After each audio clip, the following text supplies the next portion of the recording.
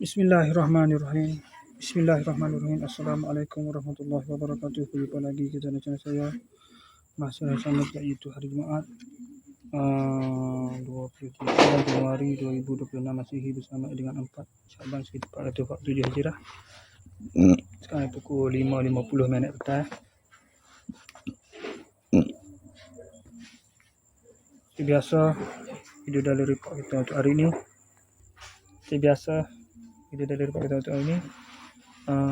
Malam tadi saya nak pergi.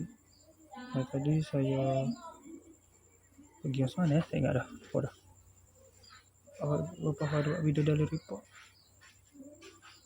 Mana? Sini dah. Apa tu? Tu dah lah. Awak daily report rumah Nur tak? Pada tu rumah saya ni, lepas tu tubik juga petang. Tubik petang tu semaya maghrib. Semaya maghrib di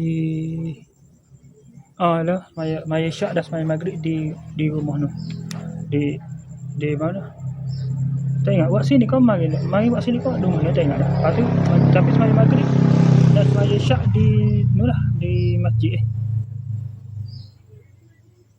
Lah dah tubik minum petang tadi maring, lepas tu semaya maghrib dan semaya syak di masjid pada puan. Lepas tu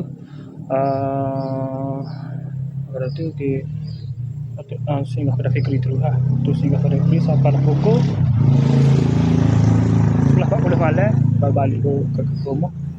Lepas tu malam tadi tak tidur selepas maya subuh. Baru tidur lepas maya subuh pada pukul 6.30.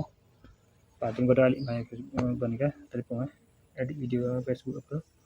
Lepas tu lepas maya subuh makan sarapan tu. Lepas makan sarapan tu baru sama tidur balik pada pukul 9.40 sama tidur balik. Bangun pada pukul 1.10 tengah hari. Bangun mandi semaya bersiap-siap untuk pergi semaya Jumaat. Lepas tu terus semaya Jumaat. Lepas tu ada majlis kenduri ni lah.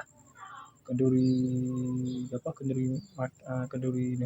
Ada kenduri nak rumah baru lah. Akikah apa. Niat ada maya hajat ada semaya hajat ada tahlil. Lepas pada tu balik ke sini tunggu barang siapa pukul 4.9 minit baru barang tu siapa. Lepas tu lepas tu sudah terima barang tu. Tak baru review lagi. Lepas tu maya masuk asar ni, semaya asar. Lepas semaya asar baru main sini untuk review barang ni. Lepas tu pada pukul berapa? Pukul 4.44 ni buat review barang tu. Lepas tu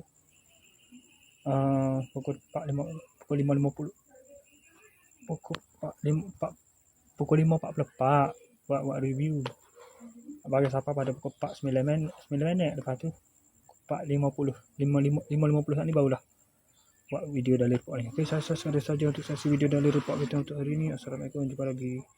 Bye.